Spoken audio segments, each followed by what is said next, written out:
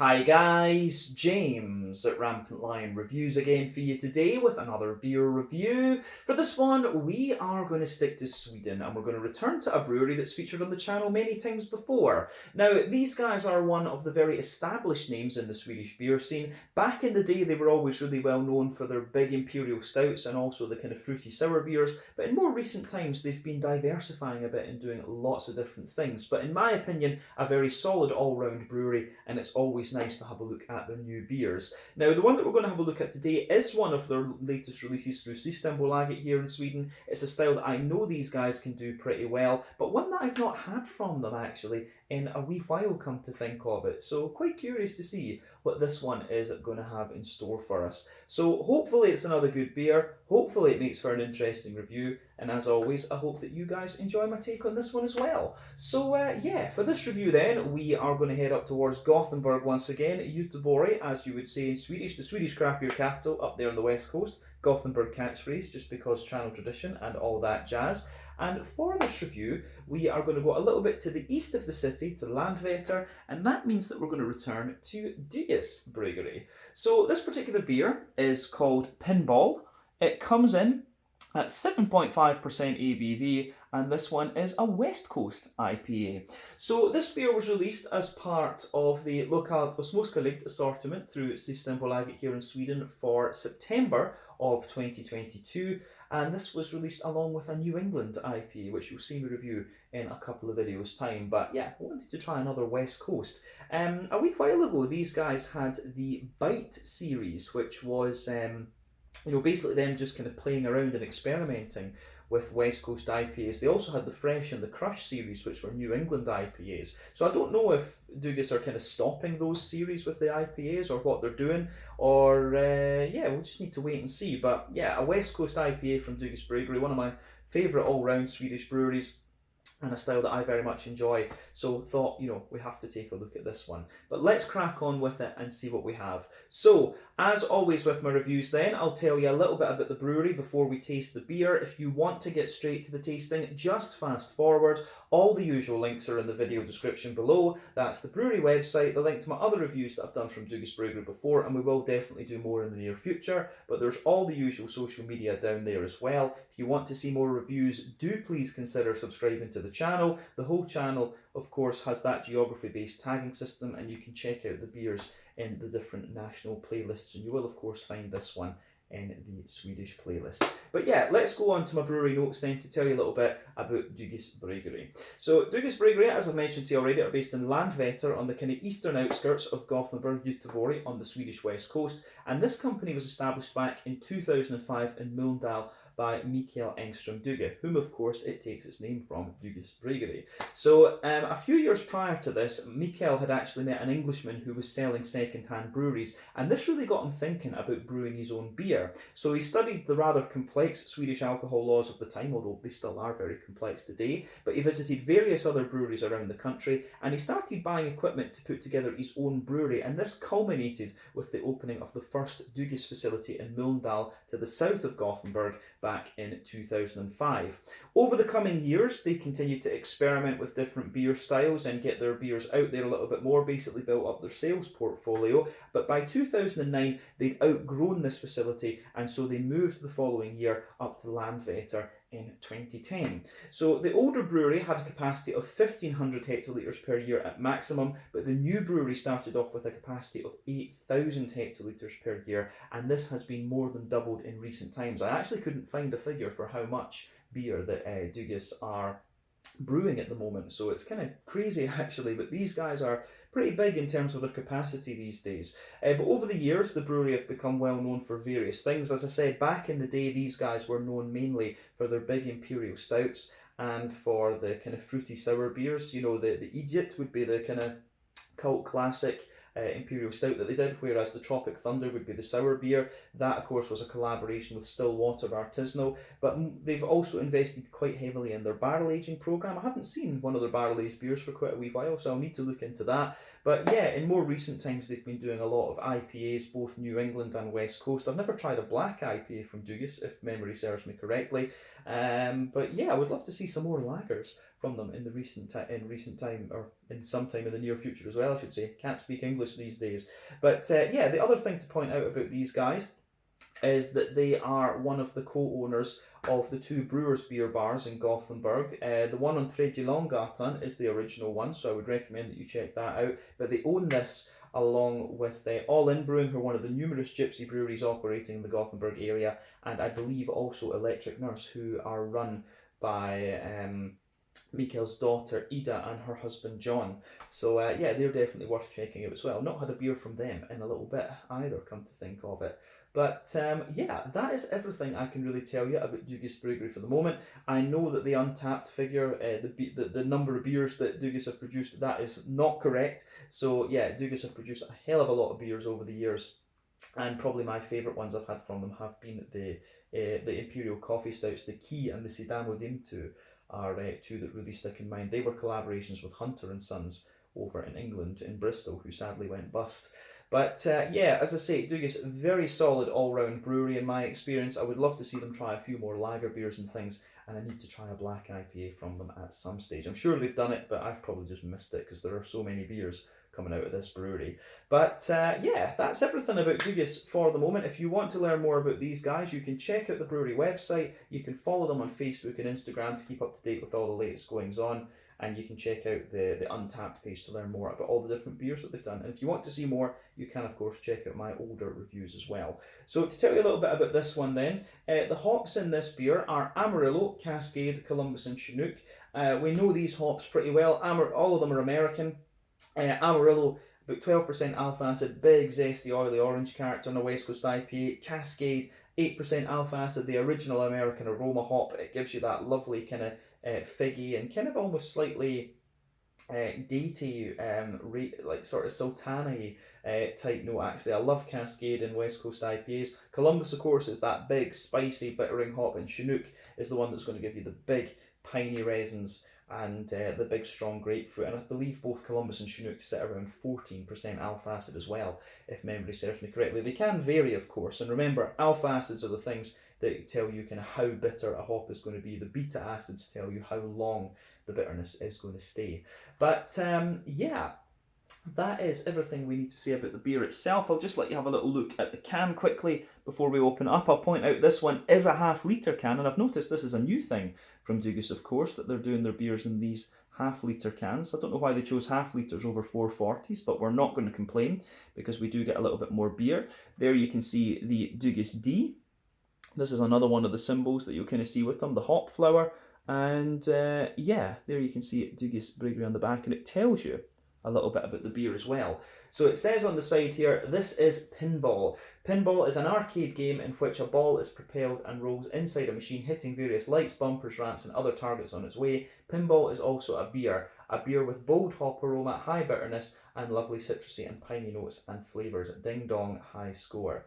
So yeah, this one is all barley malt, and remember, the thing that really defines a West Coast IPA, for me there are a few things. It should always be, 70, 80 IBUs in my mind, although there are many that don't have quite this level of bitterness in them these days, and it should be pretty much all barley malt, although it is not unheard of to put a little bit of oat or a little bit of wheat in a West Coast IPA, but nowhere near on the same level as you would with a New England, of course. So yeah, these beers should be barley malt, and they should either be there's two ways they can go. They can either be big and oily and caramelly, such as the Sierra Nevada Torpedo, or they can be a little bit more kind of white bready and biscuity, such as the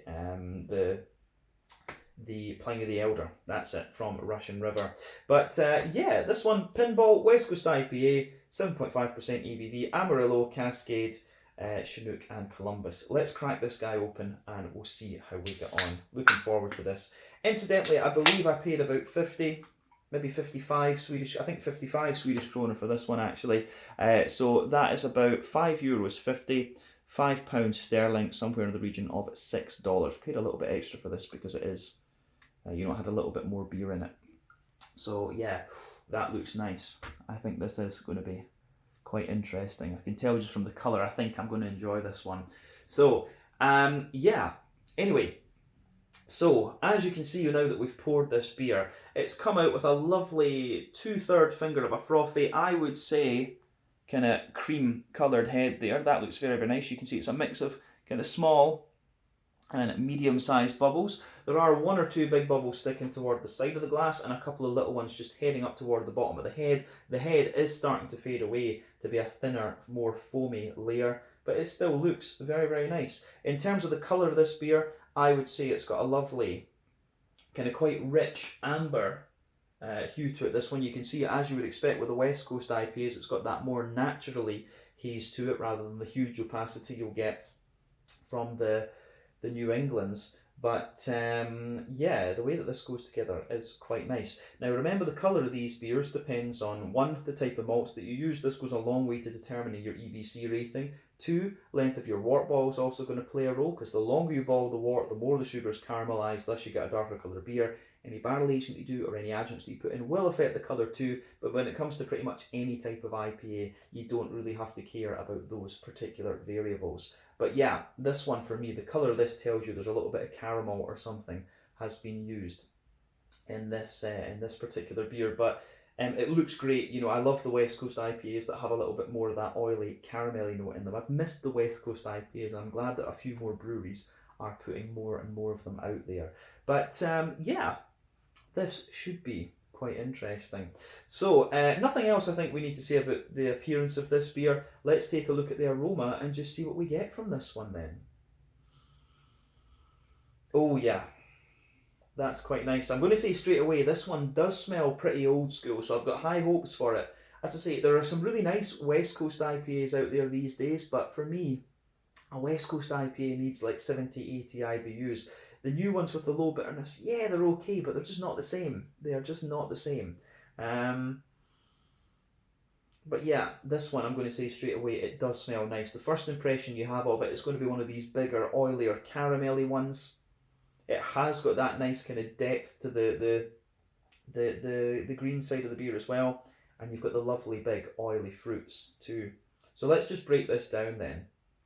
Aroma-wise, on the malty side of things, so for me, the malty side of this beer, the backbone, you can smell, there's a little bit of a kind of fresh bread crusty type note in the backbone there, but on top of that, little bit of a kind of wholemealy brown bread.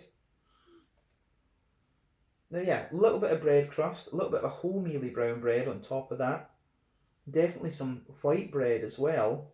But then for me, this one, as I said earlier, it really leans toward that more oily, caramelly end of the West Coast spectrum. The bread takes a bit of a back seat. This is definitely more a kind of torpedo type West Coast IPA rather than a Pliny the Elder. It is definitely more along those lines.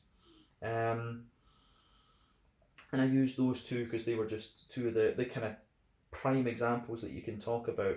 But yeah, aroma-wise, there's a lot of sweet, oily caramel in this one. Actually, if I was smelling this blind, I would probably think this is more boozy than, you know, the 7.5% it is. I would probably think this was like 8.5 or something like that, because it does have a lot of caramel to it and it smells that little bit more boozy. But within that, you've got the big, oily, boozy caramel, but you also get a slightly sweeter caramel note out of it, and also a very slightly toasty, kind of crispy caramel too. There's little hints of like a, you know, a McVitie's digestive biscuit, something like that too. Or cookies as the Americans would call it in American English. But yeah, the aroma that you get out of this is pretty interesting for sure. I just like the big malty base in these. As you guys will know if you've watched the channel for any length of time, I'm a stickler for I'm a sucker for these big, oily, caramelly, and, you know, sort of orangey leaning West Coast IPAs. They were always my favourite back in the day. I love a bit of Amarillo, and that was one of the reasons why I wanted this one.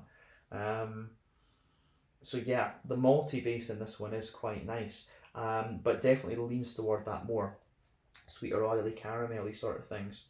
But yeah, on the hoppy side of things, absolutely, you can smell there's a nice bit of depth to the green component here, and I think we'll get more of that in the flavour. I've found that recently my nose, when it comes to IPAs, I haven't been picking up the green component as much as I used to. And, you know, your palate's always changing and developing and stuff like this. You build up tolerances to stuff and so on. But yeah, with this one, you definitely get a little bit of earthiness in the green component.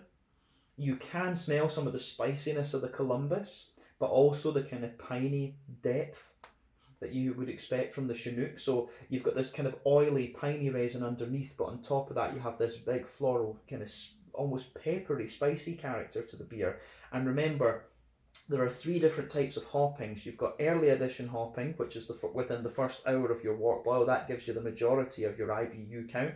Within the last half hour of the wort boil, that's late edition hopping. There's a little bit of bitterness, but mainly that's flavour and aroma. But then you've also got dry hopping, which is done after the wort boil, and that is completely to do with flavour and aroma. But West Coast IPAs tend to use all 3, but they're quite heavy with early edition hopping, whereas New England's tend to rely, there's a little bit of early edition, but later they tend to rely on late and dry hopping. But with this one, you can smell from this that it definitely has a good little bit of early edition hopping, just from the depth of the green component. But you've also got a little bit of grassiness in there, and the grassiness comes across as being slightly wet and oily. And the fruity side of this beer is quite nice. It really leans toward that big, oily, slightly zesty orange that you would expect from Amarillo. So yeah, you've got that big, oily, kind of zesty, orangey character for sure. And yeah, behind that, you've got a little bit, you can smell the cascade. So I think the cascade is forming the backbone of the fruity side of the beer. You get a little bit of that slightly stronger grapefruit. Sometimes it can show you that, but of course you've got that more kind of sultana-y, almost slightly figgy and datey side, the slightly more red fruity side of Cascade in there as well. I love Cascade, incidentally. But yeah, big oily zesty orange for me, and a little bit of that kind of sultana-y kind of note underneath this. But yeah, this is a lovely, lovely smelling beer, this one. As I always say, take a bit of time just to enjoy the aroma of the beer before you get stuck into it. But I think it is about time that we try this one then. So yeah, this one is the Dugas Pinball, 7.5% West Coast IPA from Dugas Bryggeri up in Landvetter near Gothenburg. Slange, skål, cheers.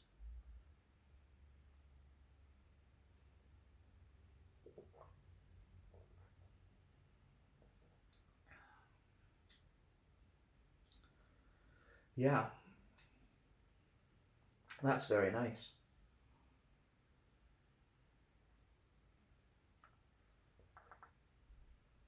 This one is definitely more kind of old school. I'm going to say straight away with this, this beer kind of shows one of the reasons why I would always say take Untappd with a bit of a pinch of salt, because this beer, it was only rated 3.7 on Untappd, which, to be honest, when I think about it, when I go back to 2012 when I was first really getting into IPAs and stuff like that, and then 2013 when I started the channel, this is what the West Coast IPAs were like. And a lot of people these days came into drinking craft beer when it was New England, when it was juicy and fruity, and when it was low bitterness. I came into the beer when it's like this. This is what a West Coast IPA should be like. And I'm going to say to Dugas Bryggeri, thumbs up for that. This has the nice bitterness, it's got the oily fruit, and it's got that sweeter caramelly note to it. So yeah, this one, I think this is properly done. So it's a bit disappointing that Untappd isn't given this one, because if you think about this in relation to the quality you would want from a good New England IPA, for me, in terms of the quality, this is easily, like, for me, I don't like rating beers, but this should have at least 4. It should have a better rating than it does on Untappd, and for me that's because a lot of people that drink this style now don't know what it was actually like originally. So yeah, and you could even argue that with me, because the West Coast IPAs have been around since the 80s, basically. So that's another thing. But yeah, this is what I know a proper West Coast IPA should be like. Either that, it should be a little bit, you can get ones, of course, as I said, that are a bit more biscuity and bready, but the bitterness and the kind of sweetness you get out of this are how this style should be. So again, thumbs up to Dugas for the originality with this one.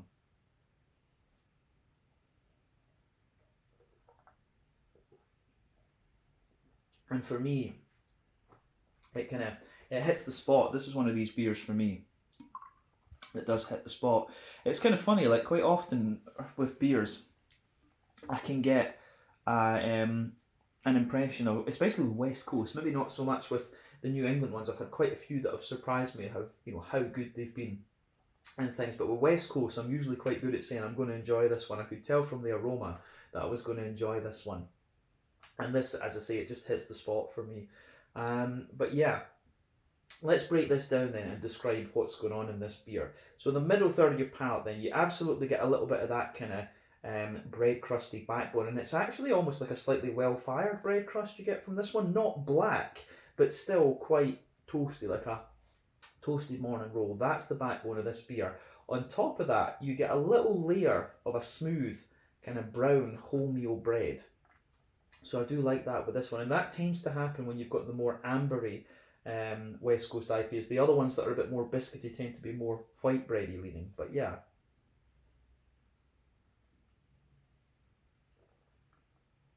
I suspect there will be some German crystal malt varieties in this one. The European brewed West Coast IPAs tend to use crystal and things.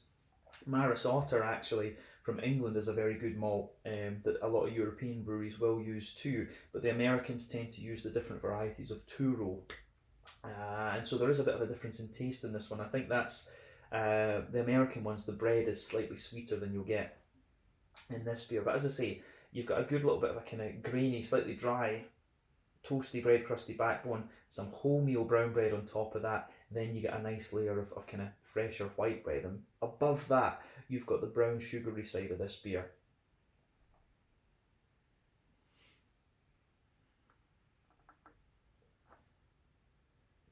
So yeah, above that you do have the kind of nice oily, just the nice kind of oily brown sugary notes. Yeah, the brown sugar does have a wee bit of diversity in this one. So let's go into the middle of the palate and just move out. So this brown sugar layer is sitting on top of the white bread. So in the dead centre of your palate, you've got a straight up big oily, caramelly sort of thing. So you get that big oily, boozy, caramelly note. As you move further out from that, you can feel the caramel sort of mellows out a little bit and just becomes sweeter. And then you've got a kind of layer, like a slightly wider layer, where it's almost like a slightly toasty, crispy caramel actually. And I like that about this one too.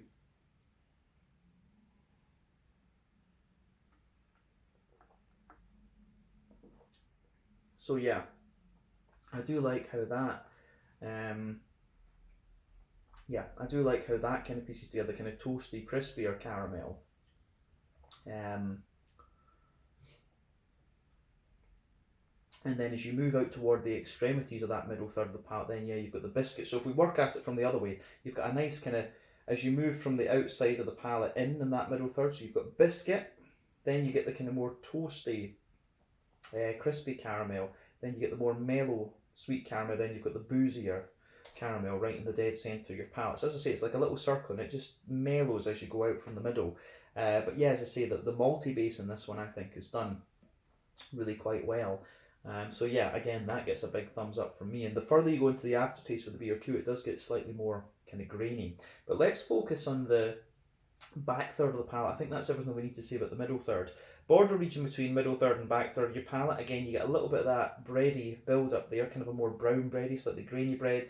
Then the bread crust base is certainly more grainy in the back third of the palate than it is in the kind of middle third of the palate.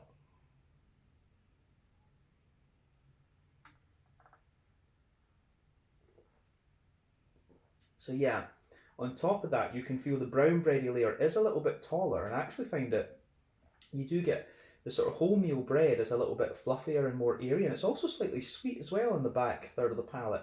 On top of that, you get a little touch of white bread, but not much in my mind there. Then on top of that, you've got some more kind of yeasty esters there, so a little bit more of an airy, lighter bread as well. But I don't know if I'd call it wholemeal brown bread or what it is, but yeah, you certainly get above the white bready layer on the back third of the palate, you get a more yeasty note there. It's got a little bit of woodiness and stuff like that to it as well, which is kind of interesting. But yeah, back third of the palate, again, the flavour profile is definitely taller. Then as you come further forward into the middle third, it just condenses down for sure. I think that's everything we need to say about the malty yeasty side of the beer. Let's focus on the hoppy side of things. So back corner of the palate, you've got a nice little bit of earthiness in there. So yeah, nice little bit of earthiness, and as you move further forward from that, there's a little bit of herbal character, but then very quickly you can feel the Columbus and the Chinook, taking charge with this beer. And this has definitely had a good bit of early edition hopping. So you've got that nice, deep, piney resin note from the Chinook, but then as you move, and that goes all the way up the sides of the palate there, but as you reach the front corners of the tongue, you'll get that more kind of slightly peppery, spicy note from the Columbus for sure. So you can feel that peppery, spicy, floral note on the front corners of your palate.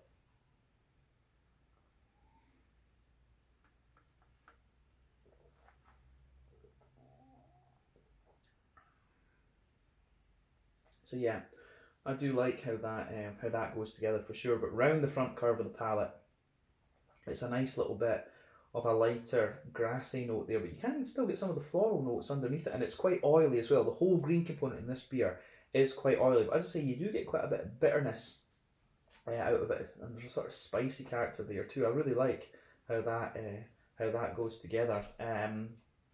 Yeah, it is very, very nice for sure. So yeah, I think that's pretty solid. This one from its green component. Let's look at the fruity side of things then. So the border region between front third and middle third of your palate. Again, you get a little bit of that brown bready build up there. Then there's a bit of a smoother white bread, kind of sweeter bready note underneath underneath that front third of your palate. Then you get the nice oily bubble where the juicy fruity esters roll their way out of the beer.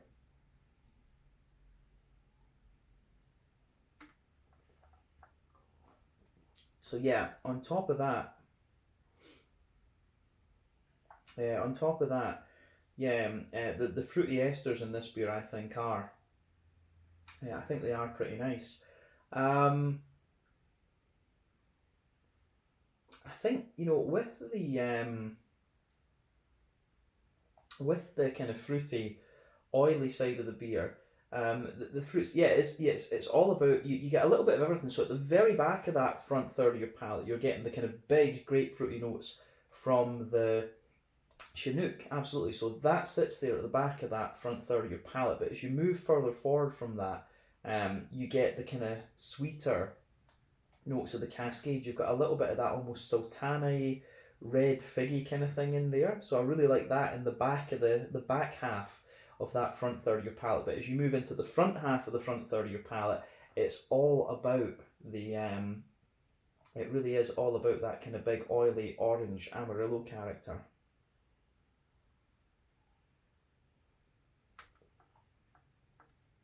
So yeah, nice big oily orange Amarillo character in this one for me. I really like how that goes together. So yeah, as I say, it gets a big thumbs up from me. This one, I think it is very, very nicely done in that sense. Yeah, I think the thing that you're getting out of this too, you can see the more zesty side of Amarillo in this one. A lot of people are using Mosaic these days, but the more you can really see at the front tip of the tongue, this one you can see that more zesty, oily side that Amarillo has, and I think I miss that. I really do miss that. I love a big oily Amarillo orangey hop in this one. Or generally speaking, I should say, and it shows in this one. That's what I wanted to say. Again, my brain isn't working. But overall, this is a really nice old school West Coast IPA for me, and it gets a big thumbs up actually. The more that you drink of it, it actually feels quite boozy, but it's 7.5%. You forget that the regular West Coast IPAs could be this, it wasn't unheard of to have like a 7.2 or something like that, whereas with the New Englands, it's more like 6.5. So these beers are a bit stronger than their New England counterparts, that's for sure. But I think we've said everything we really need to say about the flavour profile of this beer. Let's round off with a wee look at the mouthfeel.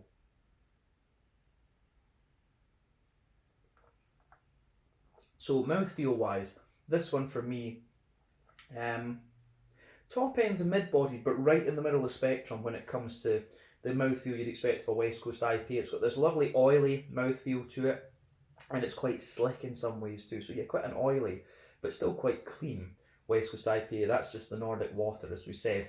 IBU wise, I think it's at least 70, maybe 80. It could even be more than that. as I say, you know, IBU count has always been my weakest point of beer reviewing, but the malt base has a little bit of, you know, smooth breadiness to it, a lot of oily sweetness, and then you've got that big, you know, oily, juicy, fruity character to it. I really like this one, and I think it's a bit of a shame that Untappd doesn't have a better rating on Untappd, because this is like a proper old school West Coast IPA. This is how these beers used to be, and it gets a big thumbs up from me on that ground, because there's too many West Coast IPAs out there these days that are too low in bitterness, and they just don't show you what this style was supposed to be. So yeah, as I say, this one has my approval. The Dougus Pinball is definitely worth trying if you want a proper old school West Coast IPA, in my opinion. And I would say it does feel a little bit boozier than 7.5%. So yeah, maybe this is a can you want to share with a friend and drink half of it each. But I'm certainly going to enjoy the rest of this myself, I have to say. So yeah, let's leave it at that for this one. This was the Pinball 7.5% old school West Coast IPA from Dougus Bryggeri in Landvetter near Gothenburg. Once again, thank you for watching my beer reviews. Until the next time, please like, subscribe, share, all the usual YouTube stuff. Let me know your own thoughts on this beer in the comment section below. Let me know what your favourite beers are from Dougus. Do give me some beer and brewery recommendations. It's always nice to hear those. But in the meantime, check out my social media, check out Dougus' social media, and I'll see you guys again very, very shortly. Slange, skull, and cheers.